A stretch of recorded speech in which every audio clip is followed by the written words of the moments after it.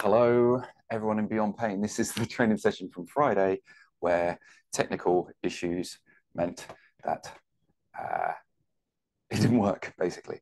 So what we're going to do is go to share screen. So today I want to share with you, it's a tool that you may have heard of, you may not have heard of. I've talked about it before, but it's been a while since I talked about it. So this is from a book called 7 Habits of Highly Effective People by a guy called Stephen Covey.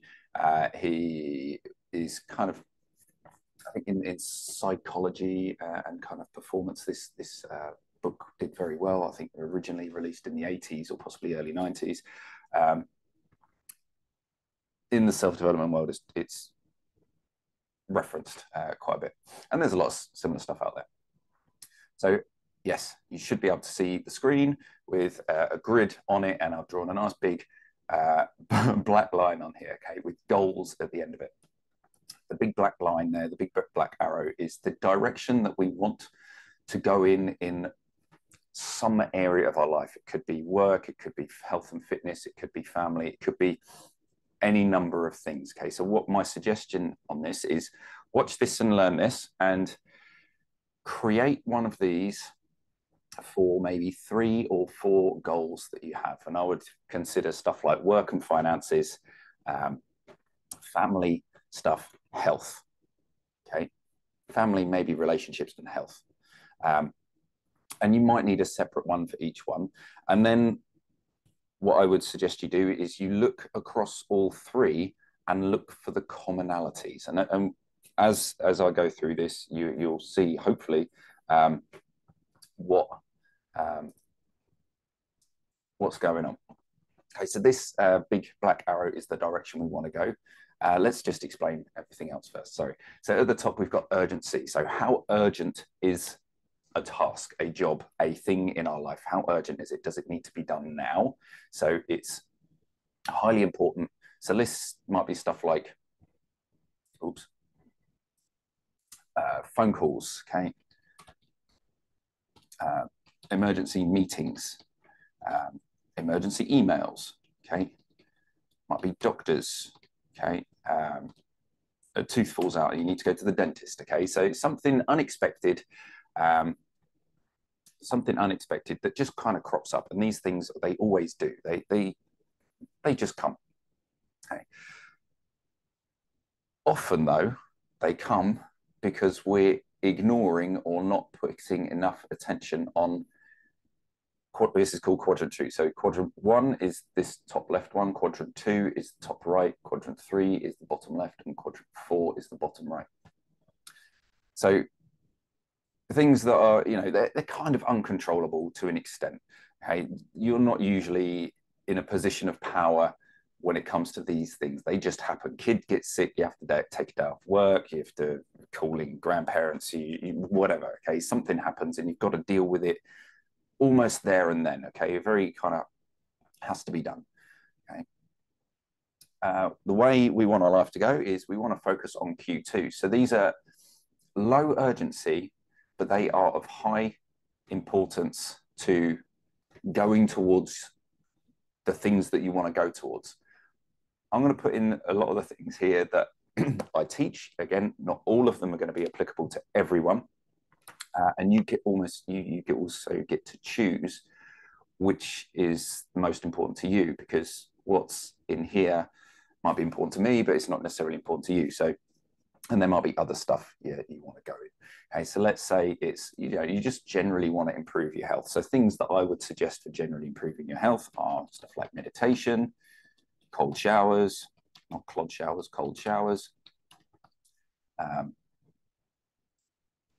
Oops, biscuits. Okay, so eating not sort of non-processed food. Try and make that box bigger.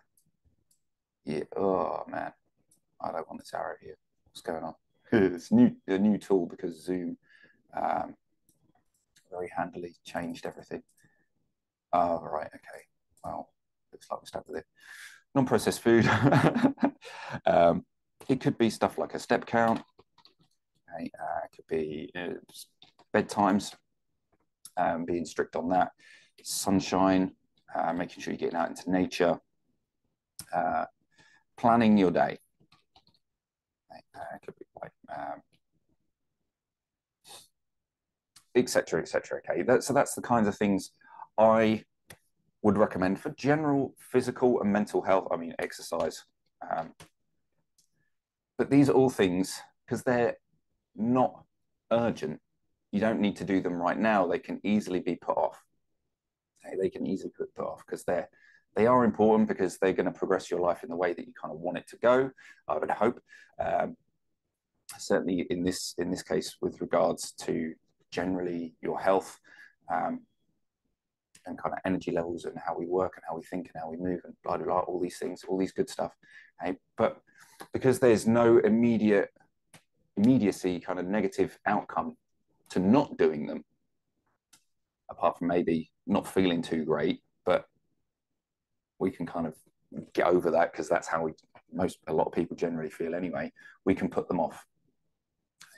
And we normally put them off with either emergencies, okay, or something that is of low importance but seemingly high urgency. So this might be kids screaming,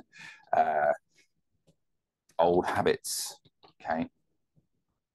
So it might be alcohol, could be socializing, okay. So again, socializing could be a good thing, it could be a bad thing, in terms of, you know, how much you do of it. I know a little bit is good, but maybe some people are too social and they almost do it too much.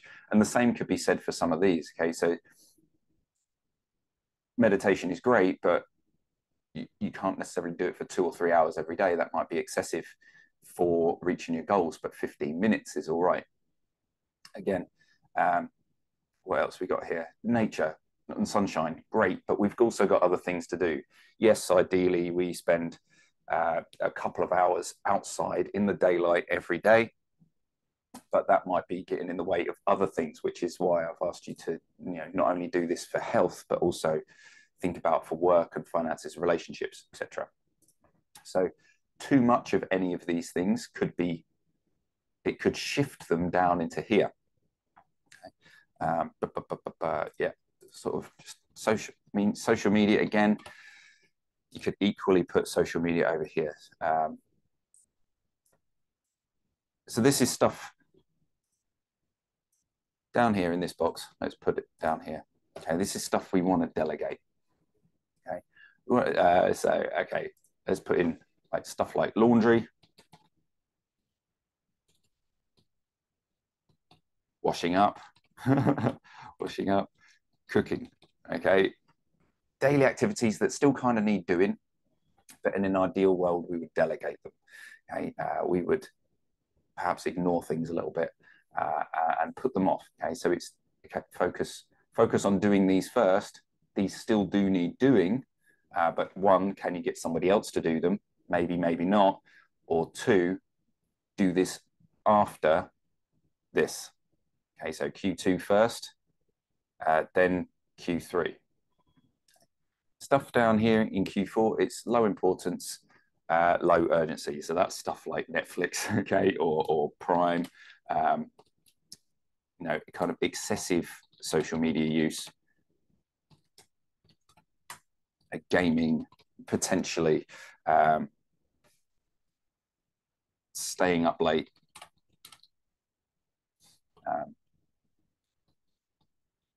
drinking coffee late. Okay, so drinking a coffee generally in the days is kind of all right, but I mean, I have plenty of it. I decaf mostly, but fine in the morning, maybe not so much in the evening. So if that's the direction we want to go, that big black arrow, let's pick a small arrow. Anything over here is going to pull us in this direction. Okay? Anything down here, okay. Okay, new tools, here we go, getting used to it. Anything down here is going to pull us in this way, directly opposite of the things we want to do. And anything over here, again, it's pulling us away from the direction that we want to go. if you're going for your goals, these are the kinds of things that we want to kind of stop completely, ideally. Almost without doubt, something, you'll do some of these things on occasion, but we want to try to minimize these. We want to minimize the stuff that's over in here that's in Q3, and we want to maximize the stuff that is up here. Okay, these things are always going to happen. Okay, they're always going to happen. So just be kind to yourself when they do. I'll give you an example of one that's happening for me at the moment. Is a sensor came up on our car. It's saying that the basically the electronics, the power steering is like the sensors have gone. Okay, so when it first happened, we didn't know that it was the sensors. We called the RSE for a call out. The guy called us back and said, look, this is probably the thing that's going on. It's probably just the sensors. So at the beginning, it was an emergency. We've got to sort this out. We called up an emergency service of sorts, the RAC, and they said, after, you know, they called us back an hour or so later and said, look, it's like a common fault with these cars. Do this, and you can kind of live with it, but go get it booked in. So it started off being high urgency, high importance, because we need the car. But once we realized it's actually just a minor fault with the sensor, like the car is actually working perfectly, it's apart from this sensor, the car's fine. It's now moved across into low urgency but high importance. I still need to get it done. It's still an important thing, but it is much lower urgency. I know now that it doesn't matter. All I need to do is make a phone call, book it in, and get it fixed. And it's literally as simple as that. So now it's in this thing. So now it's in Q2 instead of Q1. Okay, I almost wish it stayed in Q1 because I would have got it done and I would have been sorted by now. But it's been a week and a half and I haven't fixed it. I haven't got it booked in because it's become less important. Okay, so these things in Q2, these are going to benefit us over a longer period of time. They're going to take us, hopefully, in the direction of life that we want to go. Q1s are kind of unavoidable. They will happen probably, or a lot of the time, because it's either not in our control or we've ignored stuff in Q2. So the low urgency, so with the big black arrow, we've ignored stuff in there for too long and stuff has become urgent. Again, so if I make this about health, that would be something like if you haven't exercised in a long time, your joints have seized up and potentially there's arthritis, and then it becomes more highly urgent. You have to see doctors. You go through kind of X, Y, and Z things, although arthritis is still quite long term. It's not an immediate thing. So something more immediate would be stuff like stroke or heart attack. Okay. And I'm not saying if you don't meditate and do cold showers, that's guaranteed that's going to happen, but perhaps it increases the likelihood over a longer period of time. So if we're not de-stressing and such like, and getting good sleep, the risks of a emergency health situation occurring go up. Okay. So yeah, so if you create your lists, okay, you're not going to be able to necessarily do everything in your Q2. So go through and prioritize. And as I said, we've all got multiple goals in multiple areas of life, whether we like it or not. We all have desires, whether it's financial or fitness and health related. We all have something that we want to achieve to some degree. It's not necessarily marathons in sub 3 hours, but it might be a marathon in sub 5 hours, or it could be a half marathon or a 10K. Everyone's got something different. It doesn't, and in terms of, let's say it was money, someone's goal in here might be 30 grand a year and another person's goal might be 100 grand a year. And you're going to have different priorities in there depending on who you are and your current life situation and where you are right now. But if you look across your 3, maybe 4 diagrams that you create from this, okay, and it doesn't take too long. It takes maybe 10-15 minutes per one. So it would be an hour well spent. Look for commonalities. And so what look for the things that you shouldn't be doing, okay, and start cancelling them off. And if we start putting in more of the Q2 stuff, you're going to have less time for the stuff that's in Q4, the things that you should stop completely. You still might have them, you still might do them a bit, but instead of 2 hours, it's 1 hour. Instead of 3 hours, it's 2 hours, okay, per day or per week or whenever, however long that might be going on for you. So please do this, okay? I'm going to be doing mine, okay, a little bit more accurately over the next day or two, just to kind of refine my goals again, and kind of work out, you know, what am I doing? Where am I wasting my time? Where am I wasting my energy, more importantly? And then I can start to schedule more of those Q2 things into my day, whether it be evening, morning, during kind of work hours, and then time will tell, essentially. That's the tricky bit, because doing the Q2 activities, there's often not an immediate change. Okay? It's the kind of thing that you do, and it takes 2 months, 3 months, 6 months, possibly even longer, to really start noticing the differences. And you look back and go, oh, wow, yeah, my life has really changed, because I've been consistent with doing the stuff in Q2, and I've been consistent with not doing the stuff that's in Q3 and Q4, or I'm doing less of them, or I'm just getting them done quicker because I do have more important things to do, and I've identified them and I've scheduled them, and I know what they are. So whether it's weight loss, whether it's training for an event and you want a certain time or a certain lifting capacity or a certain flexibility, whatever it is, okay, certain weight that you want to be, look at the activities that you know are going to get you there, or at least going to move you there faster than how you're currently getting there. Okay? So with the physical tools and some of the mental tools, we've got access to some of the stuff that I've read and that I've created and I've delivered for you. But there might be other things that you know. You're free and welcome to use anything that you know. You're also free and welcome to use any other coaches if you need a bit of coaching on the weight loss side of things. It's, as I said, it's not something I particularly help you with that much. I'm more about just eat healthy and exercise, get out in the daylight, look after your sleep. Sleep is the number one thing really when it comes to losing weight, because that resets our hormones and helps us do that. So if you're not sleeping and you've got weight to lose, really focus on the habits around sleep. Do that first, and then it will give you the energy to be able to avoid the sugary stuff that kind of trips us up, okay? And it'll give us the energy to be able to go, do you know what, I am going to go out for that walk or that run or get to the gym or do the exercise at home, whatever it might be, that extra movement that you wouldn't normally get. And it gives you the energy to plan your day and all this kind of stuff. So sleep is kind of key thing for me when it comes to health. And it's kind of got to be a high priority for anyone who's looking at improving their health just in any way, but weight loss as well. And any kind of,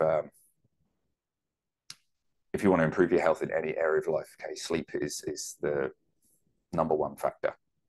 Okay, and then the habits around sleep, which include sunshine, which include water, which include meal timing to an extent. So eating breakfast, okay, is one of the cases where I'd say, you know, if your sleep is off, eat breakfast, okay, within an hour of waking up. You need to get outside and see the sun within an hour of getting up.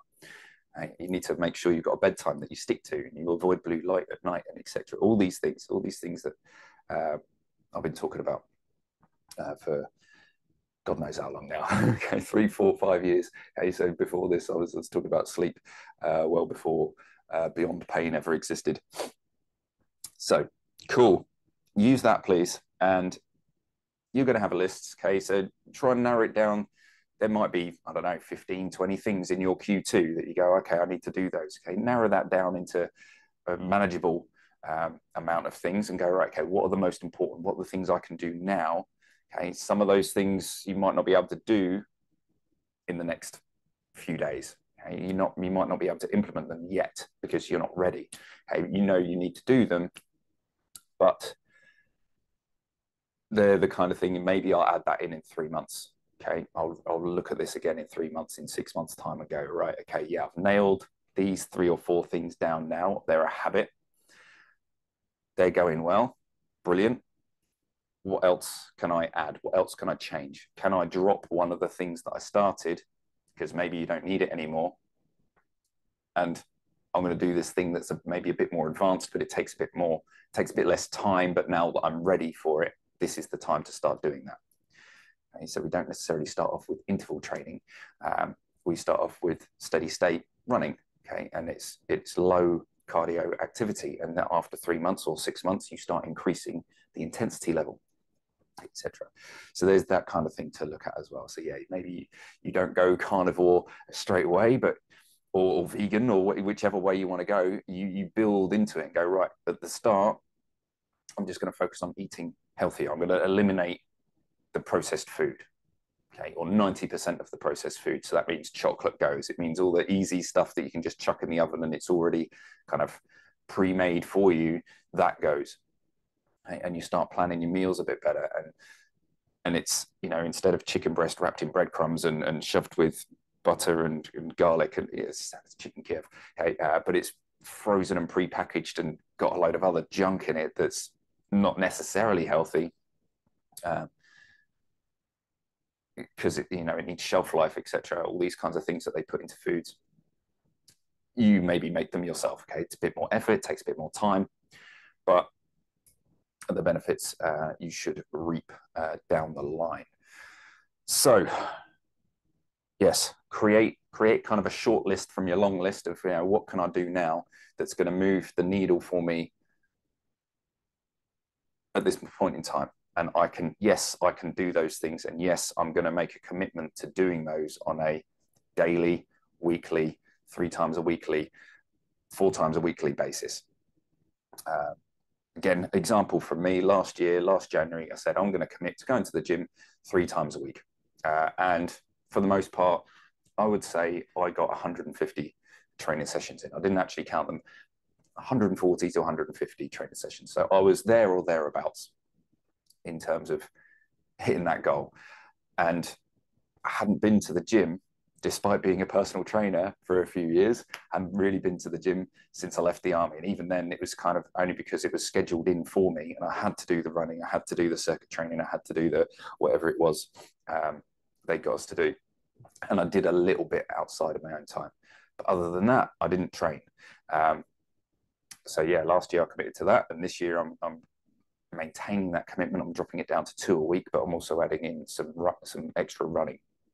So I've just switched that around a little bit for me, because my priority, my goal has changed to, I want to be able to do a barefoot half marathon probably by September, October this year. So I'm training my feet now. So I've got to take a little bit of time off of the gym and focus a little bit extra time onto running and running barefoot.